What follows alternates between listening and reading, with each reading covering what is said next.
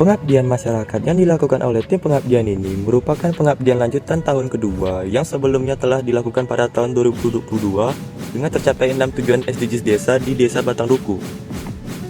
Pada tahun 2023 ini akan dilanjutkan dengan target 13 capaian tujuan SDGs desa yang akan dilaksanakan di Desa Batangduku dan di Desa Pakningasal. Program pertama yaitu pembibitan dan penanaman mangrove sebagai sarana revegetasi ekosistem mangrove. Ekosistem hutan mangrove ialah ekosistem yang mampu menyerap emisi karbon terbesar dibandingkan dengan hutan tropis lainnya.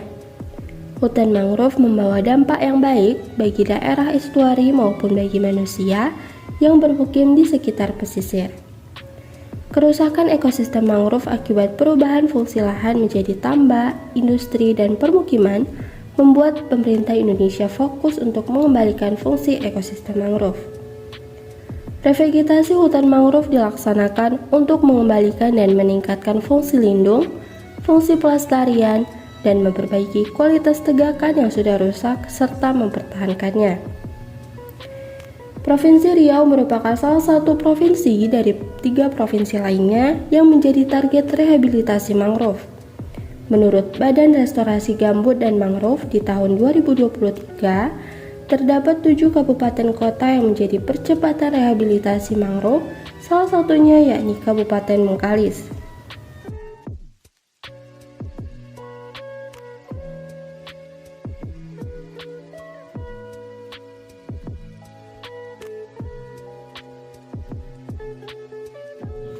Program selanjutnya yaitu pelatihan pengolahan ikan lome menjadi frozen food di Desa Pakningasal.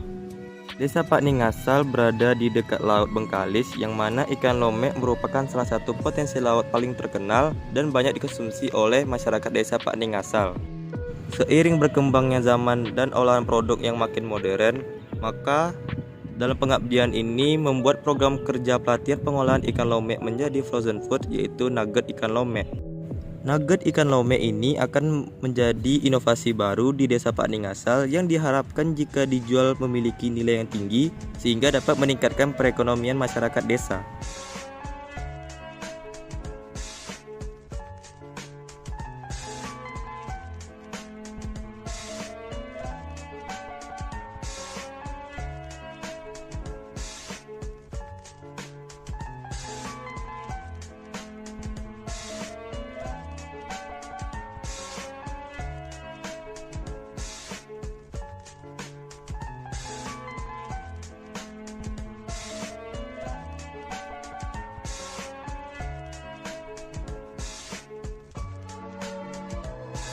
Desa Pakningasal memiliki potensi desa berupa hasil pertanian melimpah namun tidak termanfaatkan dengan baik.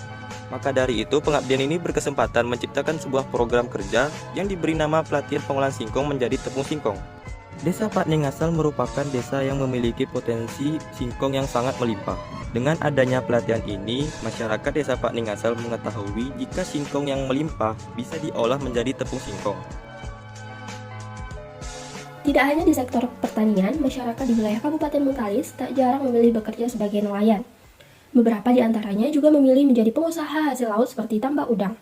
Namun, masih jarang masyarakat yang membudidayakan ikan karena kondisi air di sana yang tergolong asam dan tingkat pengetahuan yang masih rendah dalam teknik budidayanya.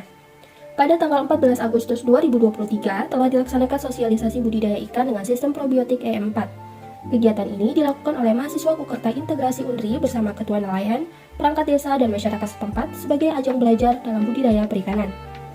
Pada sosialisasi ini, budidaya dilakukan dalam ember sehingga diharapkan dapat menambah pengetahuan dan sumber ekonomi masyarakat setempat. Budidaya ini diawali dengan pembuatan fermentasi EM4. Fermentasi dilakukan dengan memasukkan 500 ml air, 10 ml susu Indomilk, dan 10 ml EM4 perikanan ke dalam toples. Kemudian diaduk hingga homogen lalu disimpan dalam suhu ruang selama 2 hari.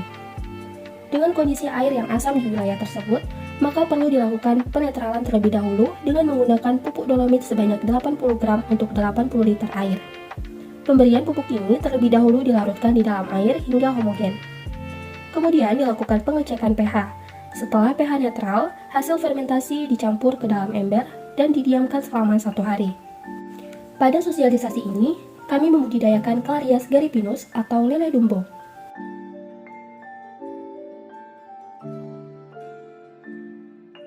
Di Dusun Pulai Bungku telah dilakukan kegiatan sosialisasi sekaligus pelatihan pembuatan kompos dari limbah sayur dan kotoran hewan. Pelatihan dimulai dengan pembuatan molase menggunakan E4, gula merah, dan air. E4 yang digunakan adalah E4 pertanian sebanyak 3 tutup botol. Adapun larutan gula merah yang dibuat dengan perbandingan 1 kg gula merah dibutuhkan 20 liter air dan 1 liter E4. Larutan gula yang digunakan dalam pelatihan ini yaitu sebanyak 750 ml air untuk 3 tutup botol E4 dan 10 liter air. Molase tersebut kemudian didiamkan selama kurang lebih 15 menit. Sayuran yang digunakan adalah limbah sayur yang didapatkan dari penjual di pasar setempat. Sayuran terlebih dahulu dicacah agar mempermudah dalam proses penguraian. Adapun dalam pelatihan ini juga menggunakan kotoran hewan yang dalam hal ini menggunakan kotoran kambing.